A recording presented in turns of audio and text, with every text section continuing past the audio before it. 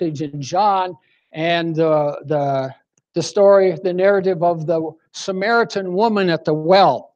And the question was, who are the Samaritans? Why was there an issue with Samaritans? And Pastor Mackey commented that the Samaritans were the 10 tribes of the northern kingdom. And I took issue with that a little bit. We chatted about the next day, and we kind of came to an accommodation.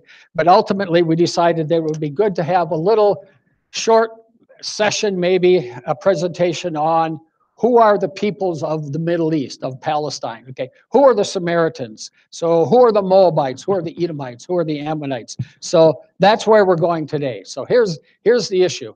Who are the peoples of Palestine? Where I use Palestine in a generic sense, meaning the general lands east, on the east side of the Mediterranean Sea. No reference back to Palestine, the Palestinians today, just that that's what the land was called. So we'll take a little bit of time and talk this morning about who are the Canaanites, the Moabites, et cetera, et cetera. So I do not have notes for you. I will try to bring them next time. Like I said, Pastor Mackey only called me Thursday afternoon, and I actually worked on Friday, so I had to put this all together yesterday and didn't really have time to get notes. So I'll try to put them together for you next time. So turn to Genesis chapter 10. We'll be looking at some passages, a fair number of passages, so kind of keep your finger there in the early chapters of Genesis or the mid-chapters of Genesis. So we want to determine who these various peoples are. Let's start with what happened after the flood. So Genesis chapter 10, this is called the Table of Nations, this section. And verse 1, now this is the genealogy of the sons of Noah. So Noah had 3 sons, Shem, Ham, and Japheth, okay? And each of them had sons. So we want to start out with that idea, and in particular, note that where tradition and history tells us these sons of Noah and their descendants eventually settled. So we have Ham, and we'll talk about Ham in a couple of minutes, mostly in Africa, West Africa or East Africa. Shem, mostly in the what we would call the Arabian Peninsula in the Middle East. And Japheth up here mostly in Turkey and eventually up into Europe and north. So we are particularly interested in this little piece right here, Canaan.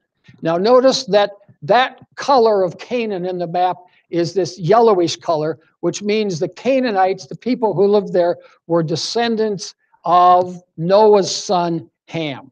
Okay, so let's look at that just a little bit. So look at Genesis chapter 6, or chapter 10, go to verse 6. Now the sons of Ham were Cush, Mizraim, Put, and Canaan. So Canaan, that we saw in the map, was one of the sons of Ham, a son of Noah. Now, Ham and Canaan had a curse on them. Just look back to Genesis chapter 9 for just a minute. And let's start with verse 20. Now, this is after Noah, after they got off the ark and they got things going again. And Noah began to be a farmer, and he planted a vineyard. Then he drank of the wine and was drunk and became uncovered in his tent. And Ham, the father of Canaan, saw the nakedness of his father and told his 2 brothers outside. But Shem and Japheth took a garment, laid it on their shoulders, and went backwards and covered the nakedness of their father. Their faces were turned away, and they did not see their father's nakedness.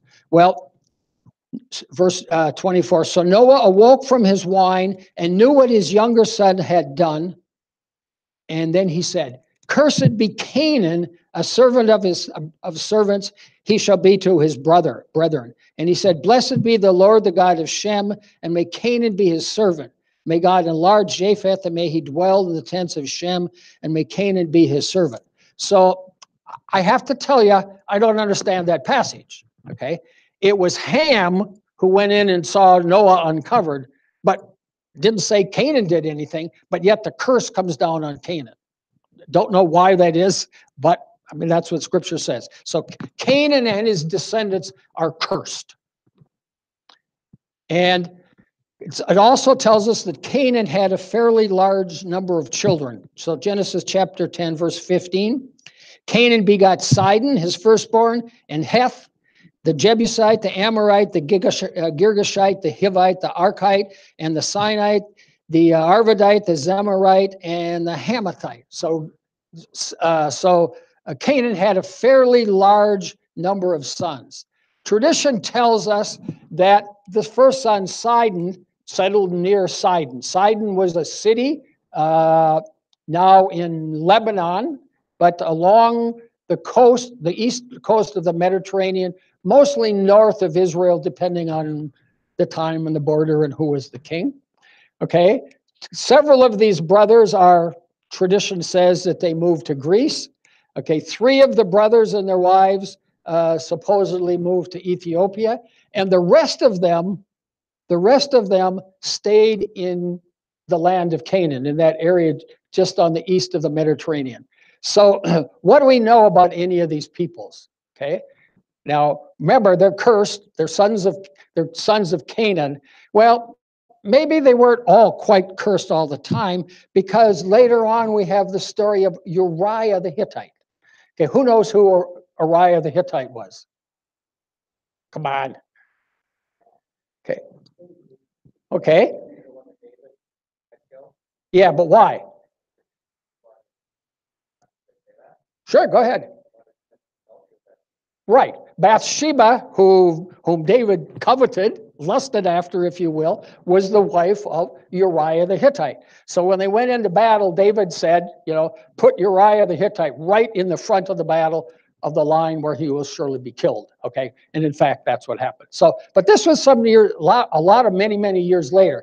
So we have this arrangement there. Now, there's another little story. Some of you know that I have a military background, so you need to expect some little vignettes about that from time to time. General John Vesey was chairman of the U.S. military Joint Chiefs of Staff in the early 1980s. General Vesey was from Minnesota. As a matter of fact, he had enlisted in the Minnesota National Guard just prior to World War II. Went through all of North Africa with the 34th Infantry Division, which is still the National Guard Division in Minnesota. And when they invaded Sicily and went into Italy, and he was at the Battle of Anzio, right on the coast on the west side of Italy. Terrible battle, bogged down there for weeks. But he got a battlefield commission. They promoted him from sergeant to lieutenant right on the spot. He stayed in the Army, and he rose all the way to the top to be chairman of the Joint Chiefs of Staff, the highest military position. Now, General Vesey, as a Minnesotan, okay, like most of us Minnesotans, we have kind of self-deprecating sense of humor. We kind of make fun of ourselves a little bit. So General Vesey, when he would give a talk, he would often start his talk saying, there were these 2 Swedes, Sven and Ole. And then he would tell the joke, right? Well, somebody called him on it and told him that's really discrimination against the Swedes and the Nordic peoples in Minnesota. And he thought about it a while, and he said, okay. So from then on, he would always start his talk with, there were these 2 Hittites, Sven and Ole, right? And they asked him, well, why do you use Hittites? They're an extinct people. Nobody's going to complain about that. So that's the story of the Hittites and General Vesey. All right. So, but there's another problem here, another issue here. Turn to Deuteronomy chapter 20. Now, after the Exodus, so Israel went, the sons of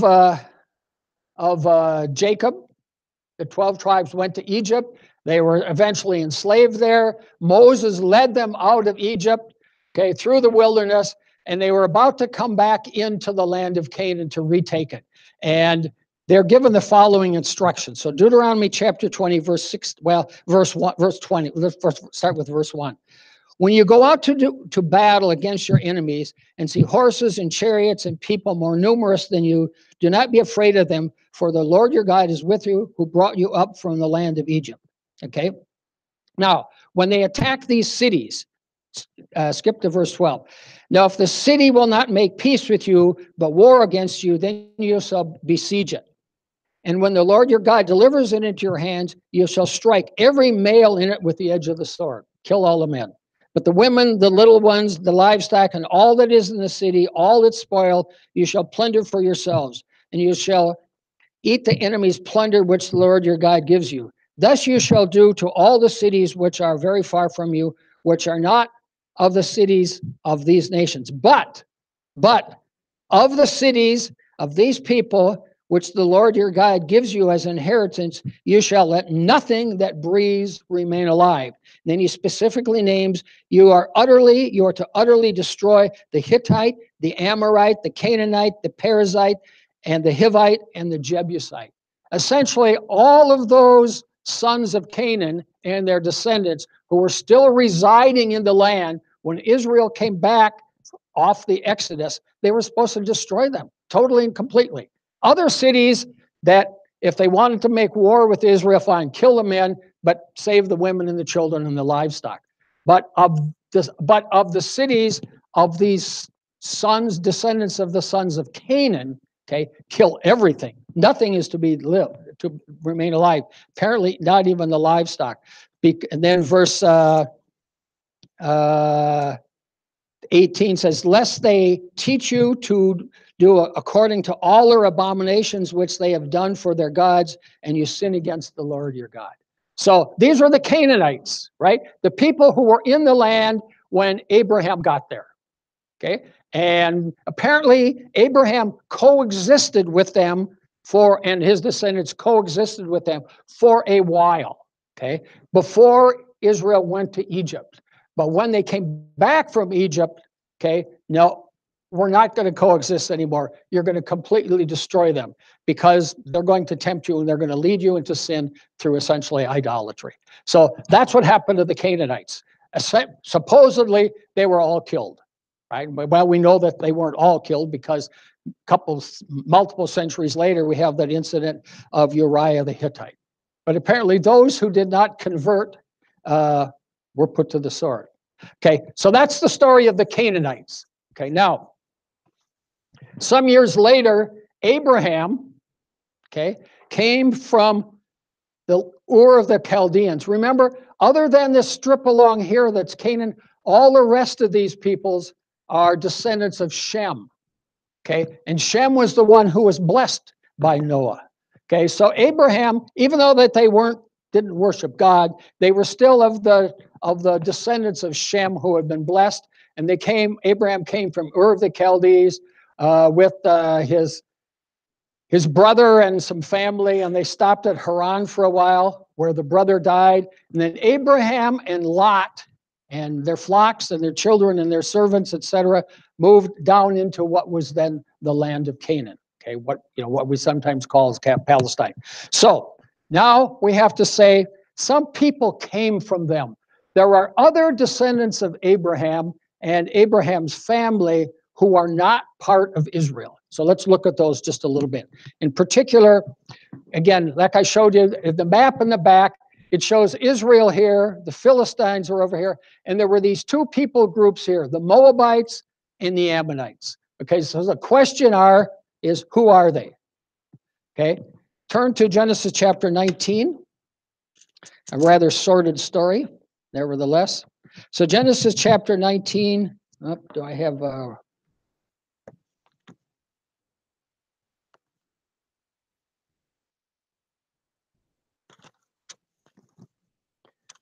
Okay, Genesis chapter 19, starting with verse 30. So remember the story of Sodom and Gomorrah. Okay, so they were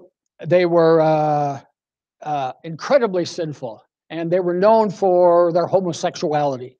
Okay, but Abraham's nephew Lot was living there with his children, and God told Abraham that he was going to destroy Sodom and Gomorrah.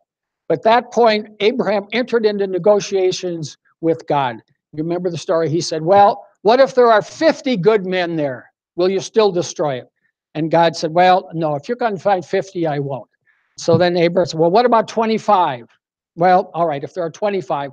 And it kept going back and forth till it was down to one, right? Just essentially one. So God then sent the messengers to Lot to tell him and his family to leave.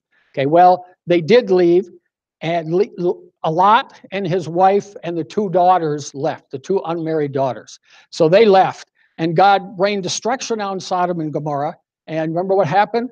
Lot's wife turned, and God said, don't look back. God, Lot's wife turned back, and when she saw the destruction, remember, she immediately turned into a pillar of salt. Okay. Well, Lot and the two daughters then went on. So look at verse 30 of Genesis 19. Then Lot went up out of Zoar and dwelt in the mountains, and his two daughters were with him, for he was afraid to dwell in Zoar, and he and his two daughters dwelt in a cave. Now the firstborn said to the younger, our father is old, and there is no man on the earth to come in to us, as is the custom of all the earth. Come, let us make our father drink wine, and we will lie with him, that we may preserve the lineage of our father. So they made their father drink wine that night, and the firstborn went in and lay with her father, and he did not know when she lay down or when she arose. It happened on the next day that the firstborn said to the younger, indeed, I lay with my father last night. Let us make him drink wine also, and you go in and lie with him, that we may preserve the lineage of our father. Then they made their father drink wine that night also, and the younger arose and lay with him, and he did not know when she lay down or when she arose. Thus both the daughters of Lot were with child by their father. Okay. Okay. The firstborn bore a son and called his name Moab. Okay. And he is the father of the Moabites to this day. And the younger, she also bore a son and called his name Ben-Ami. He is the father of the people of Ammon to this day. All right, so that's where Moab and Ammon were. They were the sons of Lot by his two daughters. Now, you can read between the lines there. Both Noah's children, and Lot's children got in some trouble because their father drank wine when he shouldn't have, right? Okay, so anyway, take that lesson home. So we have these two people groups here, Moab and Ammon. Now, Ammon now is essentially where the country of Jordan is. And what's the capital of the country of Jordan? Ammon. That's the name of the capital of that country. So clearly a strong connection back to these two people groups. All right, let's talk about them a little bit more. So Moab had a varying relationship with Israel. Sometimes it was good, sometimes it wasn't. So turn to Numbers chapter 22. So again, this narrative relates to Israel coming out of Egypt, okay, coming through the wilderness, okay, and approaching the promised land again. So there's this long narrative in Numbers 22 to 24. Okay, let's see if we can. Okay. Chapter 20, I'm not going to read all of it. Chapter 22, verse 1. Then the children of Israel moved and camped in the plains of Moab on the side of the Jordan across from Jericho. And Balak, the son of Zippor, saw all that Israel had done to the Amorites. Okay, remember who the Amorites are. They're again some of those sons of Canaan. And Moab was exceedingly afraid of the people because they were many, and Moab was sick with dread because of the children of Israel. So Moab said to the elders of Midian, now this company will lick up everything around us, as an ox licks up the grass of the field. And Balak, the son of Zippor, was king of the Moabites at that time. Okay, well, the bottom line is that he sent emissaries to this man called Balaam. He was a priest. And this priest had a reputation for being able to place a curse on people, and a curse that would stand. Okay, so this king of Moab invited Balaam to come and place a curse on Israel so they wouldn't cross his land. Okay, when they were moving back into the promised land. Okay, he tried 2 or 3 times, it didn't work. Okay, and eventually Balaam gave up. But the Moabites were so afraid of the Israelites coming out of Egypt that they didn't even want them to cross their land. Okay, go to verse Numbers 25. So while they were still camped there, okay, king of Moab is still trying to keep Israel from crossing into the promised land. Verse 20, chapter 25, verse 1. Now Israel remained in Acacia Grove, just outside Moab, and the people began to commit harlotry with the women of Moab. They invited the people, the Israel people, to the sacrifices of their gods, the Moabite gods, and the people ate and bowed down to their gods. So Israel was joined to Baal of Peor, and the anger of the Lord was aroused against Israel. So The Moabites weren't, even though they were fairly close related to Israel coming out of Egypt. I mean, one descended from Abraham, one descended from Abraham's nephew Lot. They weren't on very good terms. And the Moabites were not at all excited about Israel coming across their land, because they knew that if they did, they would eat up everything. They'd take all the resources. Okay, Israel promised not to do it, but the Moabites still resisted, and they tried to do everything they could to prevent it. Okay, now later on, do I have these in the right order? Later on, when there were some positive things though too. Later on, when you remember who was the first king of Israel? Saul. And who was the second? David, huh? Okay, now Saul and David weren't exactly on good terms before David became king. As a matter of fact, Saul was making a real attempt to find David, and he saw him as a potential threat, and he wanted him eliminated. So David was on the run for quite a while, and he was worried about his parents. So he had his parents go to Moab for safety while he was being pursued by Saul. So there must have been some good relations of a sort at times. So sometimes relations were good, sometimes not so good. On the other hand, the Moabites had some little battles with Israel when David was king, and David systematically executed all the captives. Not a very pretty picture. So relations which were sometimes good, and they were sometimes not good.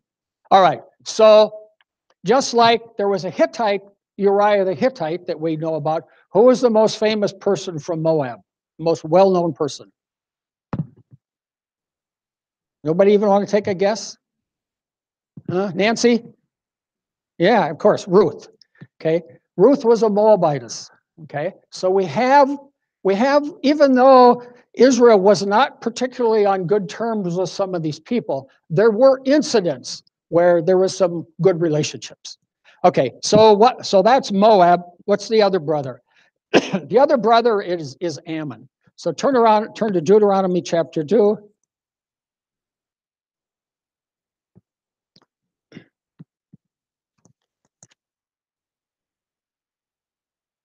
Verse, what is it, 19?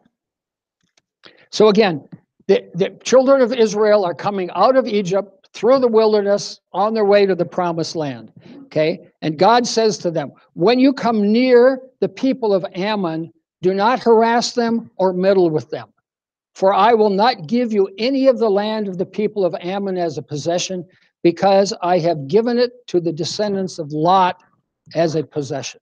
So God still had some positive feelings toward these descendants of Lot, Ammon and Moab. Okay, but of course, just because God said to leave them alone didn't mean that the Moabites and the Ammonites left Israel alone. Okay, so there was so much hostility that, in fact, they were typically excluded from the assembly, meaning the temple worship, if they were so disposed. So Deuteronomy chapter 23, verse 3. Okay, an Ammonite or Moabite shall not enter the assembly of the Lord. Goodness, even to the 10th generation, none of his descendants shall enter the assembly of the Lord forever. Because they did not meet you with bread and water on the road when you came out of Egypt, and because they hired against you Balaam, the son of Beor from Pethor of Mesopotamia, to curse you. Nevertheless, the Lord your God would not listen to Balaam, but the Lord your God turned the curse into a blessing for you, because the Lord your God loves you. You shall not seek their peace, nor their prosperity for all the days forever. Now, just pay attention here for just a second. You shall not abhor an Edomite, for he is your brother. Okay, you shall not abhor an Egyptian. Now, keep that reference to the Edomite in hand, because we're going to come back and talk about the Edomites. But the bottom line here is that God characterized the Edomites like the Ammonites and the Moabites as relatives, close relatives. Treat them as a brother. Now, the fact that they didn't reciprocate is one thing, caused problems, but they were descendants of Abraham and Abraham's family too. Okay, the Ammonites were eventually conquered by Saul, again by David. Okay, David sent emissaries to Ammon to try to develop a peaceful relationship. They abused them, they tortured them. Okay, so David took it upon himself, a la Donald Trump, to take matters into his own hands. Okay, so the Ammonites also, you can check the passage in Nehemiah, harassed the Jews when they returned. Now we're going to talk a little bit about captivities. Okay, during the time of the two kingdoms, okay, some of the people were carried into captivity elsewhere, and the people in the southern kingdom of Judah were taken into captivity by Babylon. But in fact, some of them returned. And when those from the southern kingdom returned, the Ammonites did not treat them very well. Okay, so Ishmael. Okay, so we've sorted out, this is kind of in chronological order. We've got the Canaanites, we've got the Ammonites, the Moabites, the latter two being sons of Lot. Then we have the Ishmaelites, okay, another group. So turn to Genesis 16. Most of you know this story, but there's some parts of it you may not. So Genesis chapter 16, verses 1 through 16. Okay, now we don't have to read it all. Remember the story. So God had promised Abraham that he would have a descendant. And essentially, it was going to be tough going because Sarah, his wife, was well into her 90s. Okay, but God yet had promised it. And it wasn't happening. So Sarah, worried about the situation, gave her handmaiden, Hagar, to Abraham. And they had a child together, Ishmael. Okay, but later on, in fact, Sarah did conceive and Isaac was born. So let's see if I can get back in here. So essentially, Sarah was angry because Hagar laughed at her and her son, and Sarah became very angry and abused Hagar, and Hagar left. God told her to come back. Okay, he told her to come back, and he said he would make Ishmael a great nation and would have many sons. Okay. So Genesis chapter 16, verse 10. Then the angel of the Lord said to her, I will multiply your descendants exceedingly, so that they shall not be counted for multitude. And the angel of the Lord said to her, behold, you are with child, and you shall bear a son, you shall call his name Ishmael, etc., etc. Okay, so that's the story of Ishmael to start. Okay, so Abraham had the two sons. One, Isaac, the younger one by Sarah, was the one God had promised. The son Ishmael by Hagar, Sarah's servant, okay, was not what God had promised and led to all kinds of problems. And eventually, however, we need to look at Genesis 17. This is an important passage that we often don't understand. So essentially, as the boys grew up together,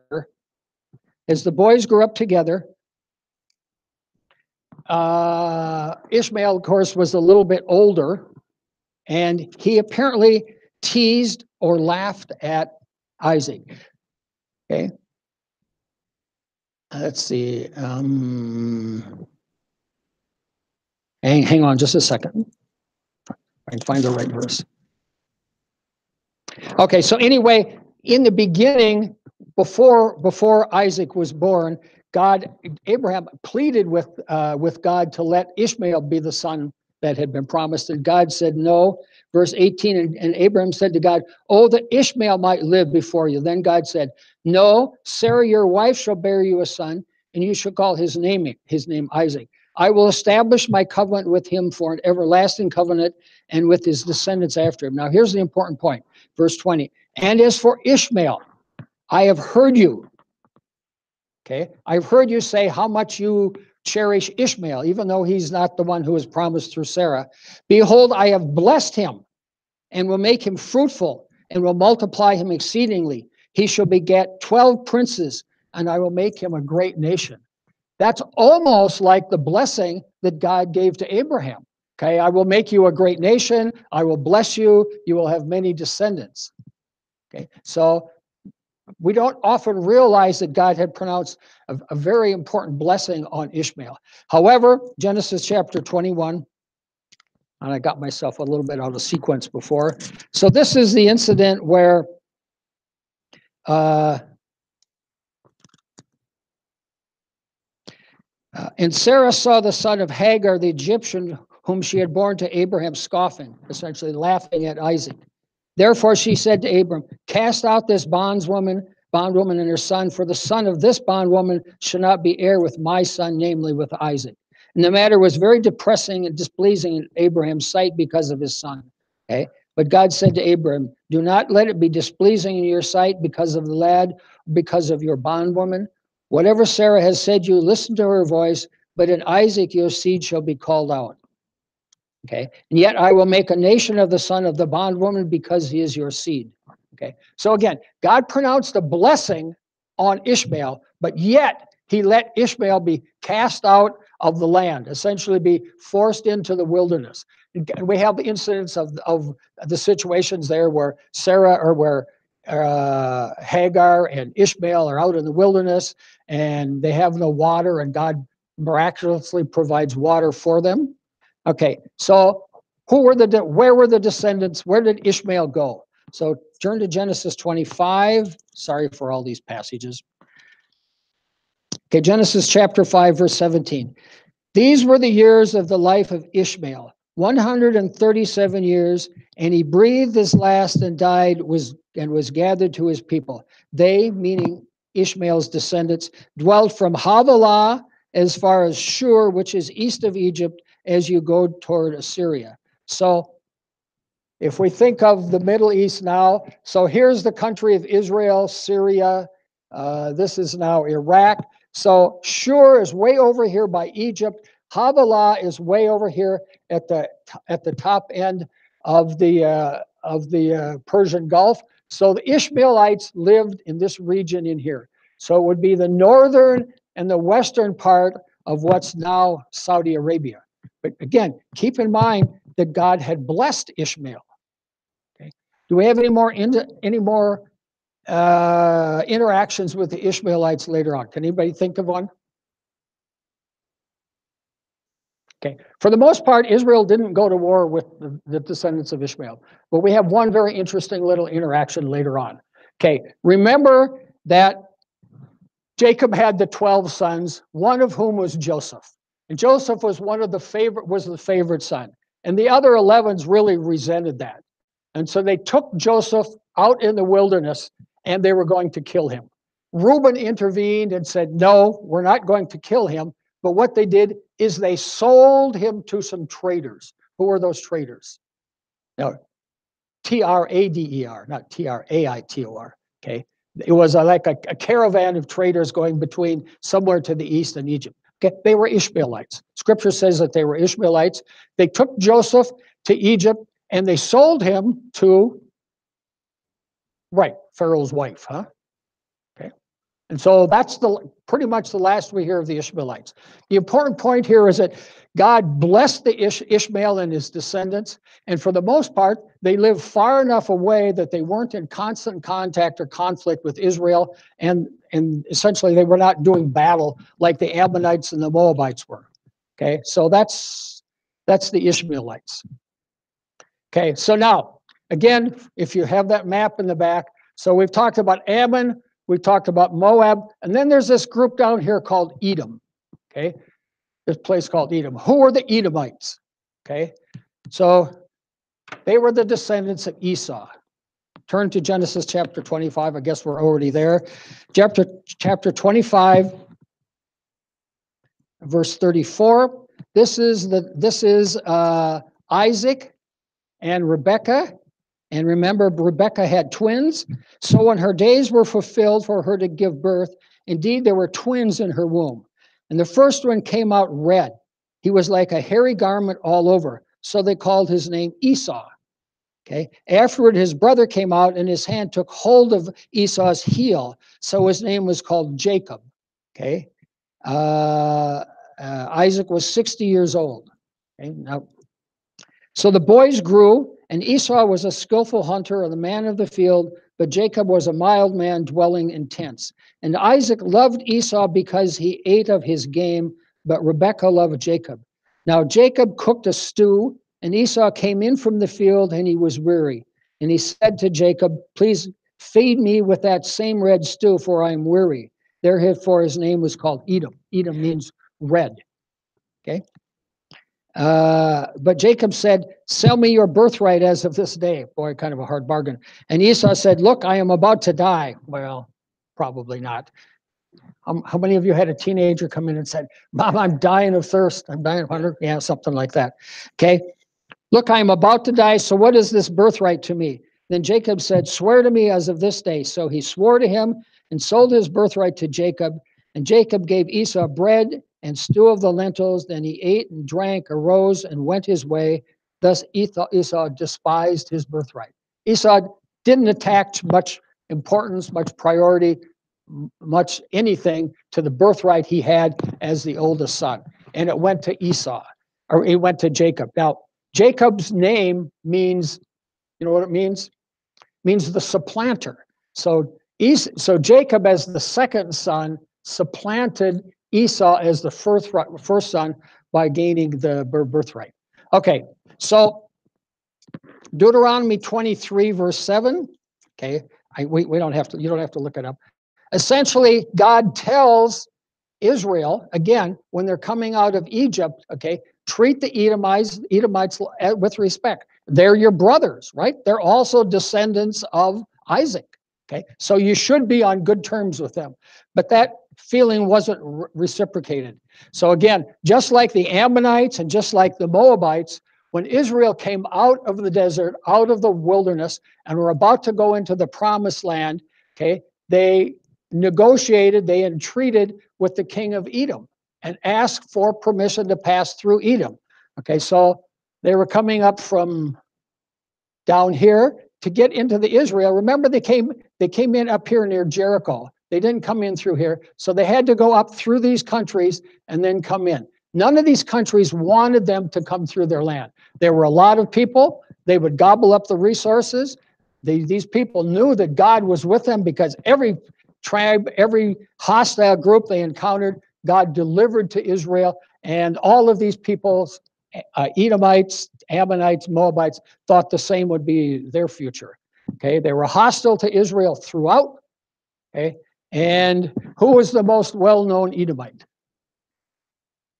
We need a course on Bible history, right? Okay, anybody venture to take a guess?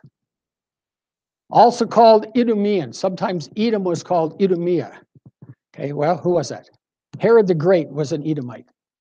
Okay, and if you're using the Michelle Ewing version, you can find the little note on Matthew chapter 2, verse 1 for that. Okay, so that's the Edomites. Okay, so now we've gone through the Canaanites, the Moabites, the Ammonites, the Edomites. Okay, other than the Canaanites, who God said you're supposed to destroy all of them. Okay, these other ones, the Ammonites, the Moabites, the Edomites, are all related. Okay, Ammon and Moab were sons of Abraham's nephew Lot. Edom was even more closely related. Okay, he was a son of Isaac. Okay, a brother of Jacob. So these peoples were all closely related, and God preferred that they have good relations with them. But these other peoples didn't, like I said, didn't typically reciprocate. So then the question is, in terms of what motivated this little study in the first place. As I mentioned, it had to do with a little bit of very minor difference of opinion that Pastor Mackey and I had regarding who the Samaritans were. Again, we have this passage in John chapter 4. Let's go there because it's an important passage. Pastor Mackey talked about this a couple weeks ago. Okay, this is the story of the Samaritan woman at the well. So Jesus is going from Judea in the south to Galilee in the north, and he has to pass through Samaria. Well, he doesn't have to, but it's a much longer, harder route to go around Samaria than through it. I'll show you a map in just a minute. So anyway, so he went through Samaria near the plot of ground that Jacob gave to his son Joseph. Now Jacob's well was there. Jesus, therefore, being wearied from his journey, sat thus by the well. It was about the 6th hour. A woman of Samaria came to draw water. Jesus said to her, "Give me a drink." For his disciples had gone away into the city to buy food. Then the woman of Samaria said to him, she was astounded, right? She said, "How is it that you, being a Jew, ask a drink from me, a Samaritan woman? For the Jews have no dealings with the Samaritans." Okay. Why was that? Why did the Jews have no dealings with the Samaritans? So if we look at the original division of the land to the 12 tribes after they came back from Egypt, okay, this is a picture of, again, where they were. Okay, and this is the regions of the Middle East, of Palestine at the time of Jesus. And we see Samaria here in the middle. Jerusalem is down here. Sea of Galilee is up here. Okay, so Jesus spent a lot of time in Galilee and he spent time in here. But to go back and forth, he could go across the River Jordan, go through this wilderness area and come back through here. A lot longer journey, a lot harsher, more dangerous journey. Whereas an alternative would be just to cross Samaria. And that's what he was doing when he encountered the woman, the Samaritan woman at the well. Now, if you notice, Samaria roughly corresponds to the land that was given to Manasseh and part of Ephraim. Okay, now, we often talk about the 12 tribes of Israel. But in fact, in the division of the land, there were really 13, were there not? Okay, all right, so which tribe did not get any land? The Levites did not get any land because they were the priests. They didn't get any land, but they got possession of a very large number of cities. And the Levites were in control of those cities, and they were essentially cities of refuge. Okay, where if you were in trouble with somebody, you could go there and be safe under the protection of the Levites. So the Levites didn't get any land, but yet the land is divided among 12 groups. Okay, how did we get 12 when there were only 12 to start with and we took away one? How can there still be 12? What did they do? Which? Yeah, which one did they divide? Well, Manasseh, they divided Joseph's portion. Joseph's portion got divided between his two sons, one of whom was Manasseh. Okay, so at the time, if Samaria is in this region here, at the time of the division of the land, the Samaritans would have essentially been probably the tribe of Manasseh, some of the tribe of Ephraim. Okay, so later on, you remember, Saul was the first king, followed by David, followed by Solomon, okay?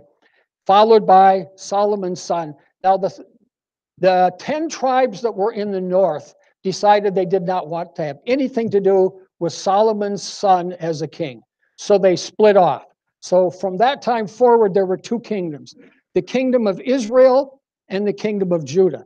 The kingdom of Judah consisted of the tribe of Judah and the very small tribe of Benjamin, plus whatever Levites had cities down here. Okay?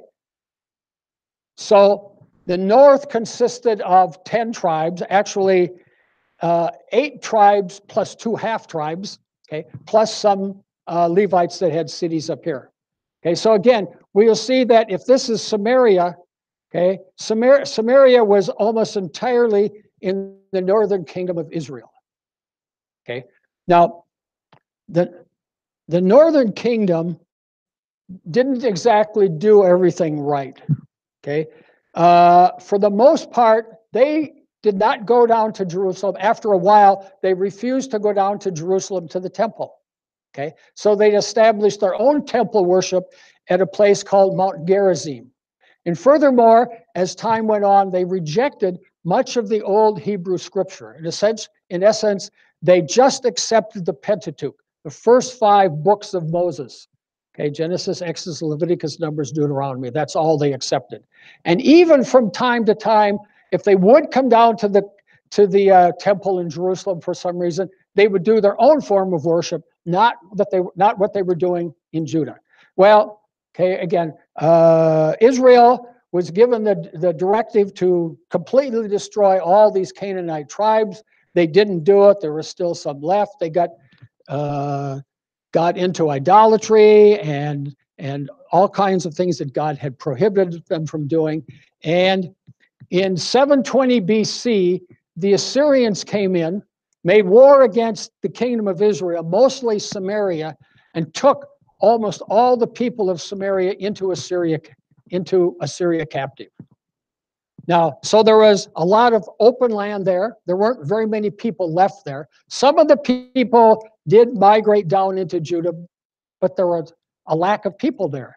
Okay, so what the Assyrians did is that they replaced the Samaritans, who were then, probably of the tribe, the northern kingdom, particularly Manasseh and Ephraim, some other ones. They replaced them with Gentiles from other lands that they had conquered. Okay, and look at 2 Kings.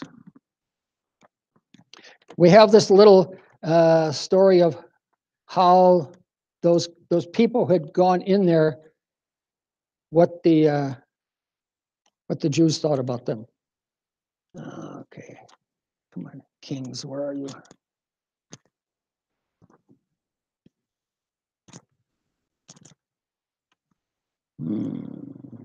Sorry.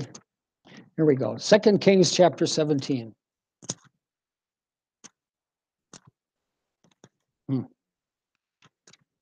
Should have put a marker there. Okay, 2 Kings chapter 17, starting with verse 6.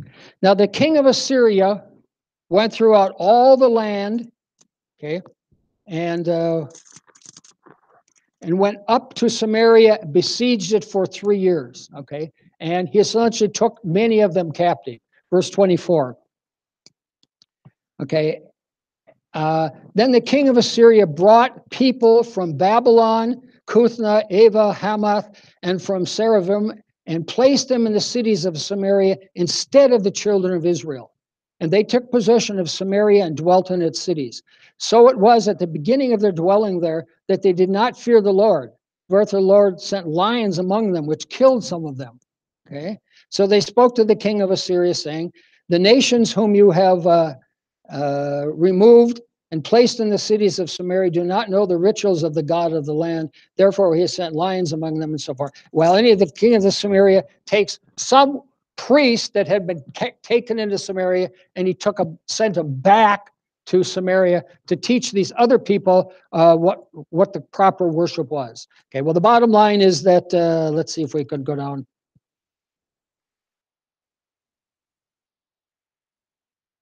Okay, verse 41. So these nations, these people that had been brought in from everywhere else, feared the Lord, okay, but yet they served their carved images. Also their children and their children's children have continued doing so as their fathers did, even to this day. So the important point here is that originally Samaria was part of the northern kingdom, primarily the tribes of Manasseh and Ephraim. But after this captivity, okay, a lot of these non-descendants of Abraham were brought back in. And while they gave nominal acknowledgement to God, they continued to worship their idols.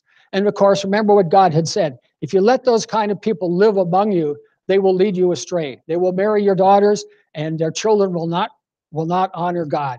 Now, the important point here, a couple important points here, is that the people of the northern kingdom carried off into captivity never returned.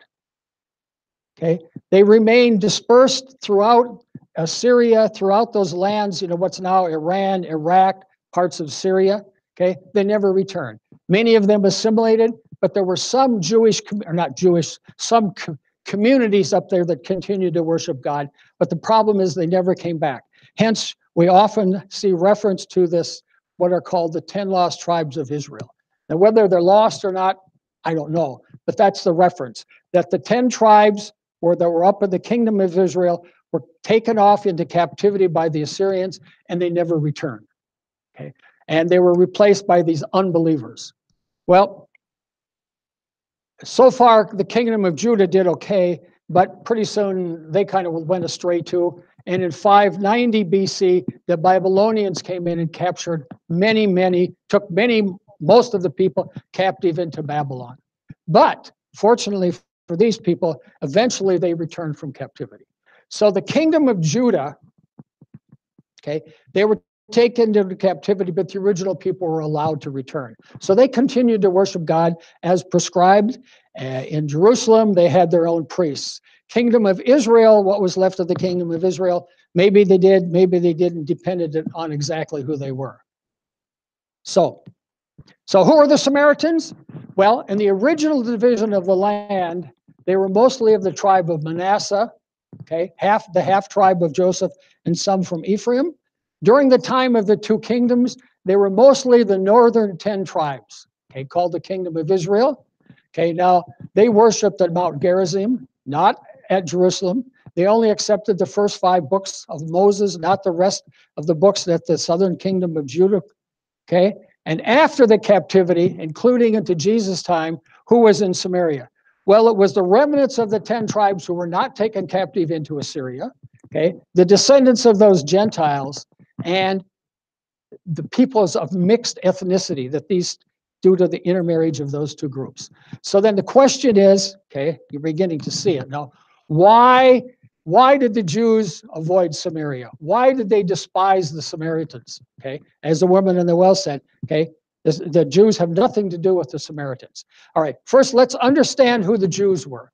The term Jew comes from the kingdom of Judah. So that's where the term Jew comes from. So the term Jew refers just to the people from the kingdom of Judah, technically at that time, just to the people of Judah. Now, some of the people from the northern kingdom migrated down from the northern kingdom of Israel, migrated down into the southern kingdom, and sometimes they worshiped God in the temple as prescribed in the southern kingdom. Sometimes they worshiped in the temple, but using their own northern kingdom rituals and procedures. But the people from the northern kingdom were technically not characterized as Jews. Okay, so of those people in Samaria at Jesus' time, the Gentiles in that region, those who had been brought in by the Assyrians from elsewhere, although they gave tacit acknowledgement to God, they still worshiped idols. Okay, and the remnants of the 10 tribes, many of them had intermarried with these unbelieving idolatrous Gentiles. So, and those of the remnant of the 10 tribes who did worship God didn't do it in Jerusalem. They did it at Mount Gerizim and only accepted the Pentateuch. So the question is, why did the Jews have no time to do? Why would they give no time at all to the Samaritans? Well, first of all, many of them were a mixed ethnicity people. They weren't pure stock from Abraham because they were mixed with these Gentiles. Secondly, even if they were pure stock from Abraham, okay, they didn't they didn't worship in Jerusalem, okay, and for the most part they were very hostile. So that's why. So here are the take-home messages then. We've talked about the Canaanites. We've talked about Ammon and Moab as the sons of Lot. Okay, we talked about Edom as Esau, Jacob's brother. Now we've talked about the Samaritans. So the take-home messages then are the following. Who are these peoples of the Middle East? Well, the Canaanites were the descendants of Canaan, the grandson of Noah, who had been cursed. And if Israel had followed God's direction, they would have destroyed all of the descendants of Canaan left in the land after they came back from Egypt.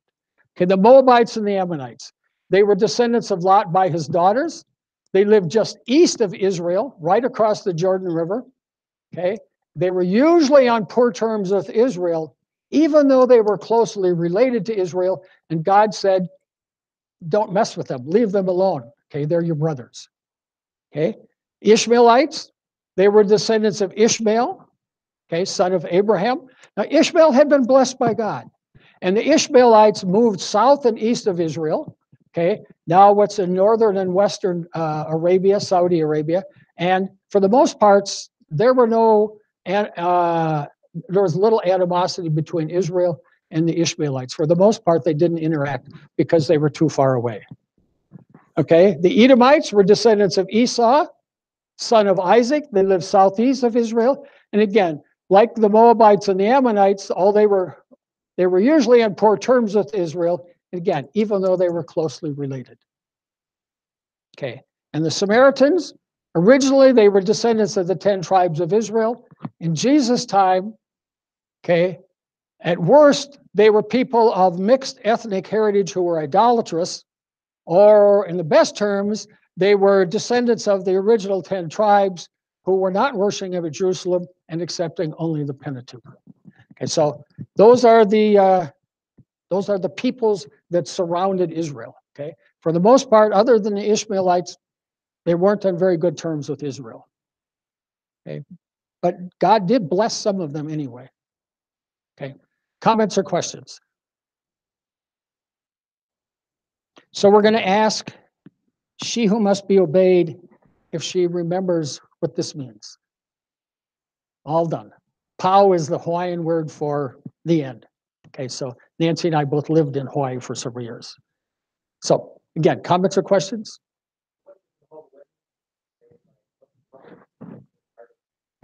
Oh, there's all kinds of people who think they're descendants of the 10 lost tribes. If you go to the internet and go to Google, just type in 10 lost tribes of Israel, a whole lot will come up.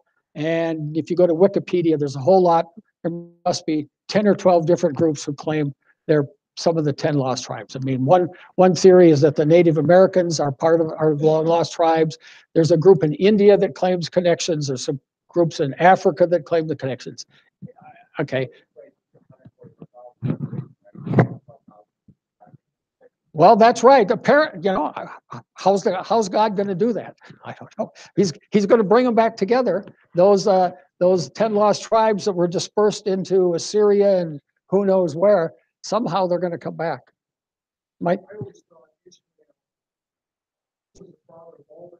No, that's a common misconception because Esau, Ammonites, Moabites, Edomites were not necessarily Arabs, okay, because they were descendants of Abraham or Abraham's nephew Lot.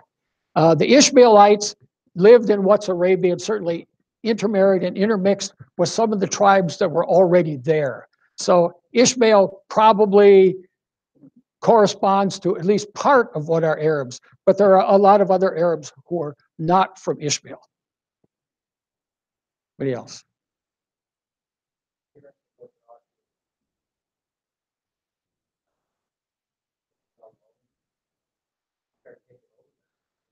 All right. Well, the Romans did, the Greeks did, all kinds of people did. Okay.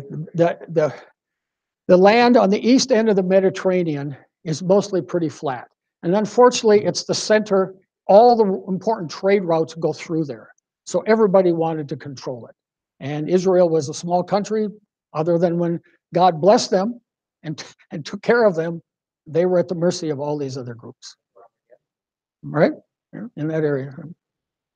All right, let's just close with a word of prayer. Father, we thank you for the time that you give us. We thank you for blessing us. We thank you for your word. We thank you for a greater understanding of these people who are descendants of Abraham, descendants of Lot. We understand that sometimes you bless them, but when they departed from your precepts, you cursed them too. We ask for understanding of these precepts, these concepts as they relate to our time. We ask that you would bless our understanding in Jesus' name. Amen. All right, let's take about 15 minutes.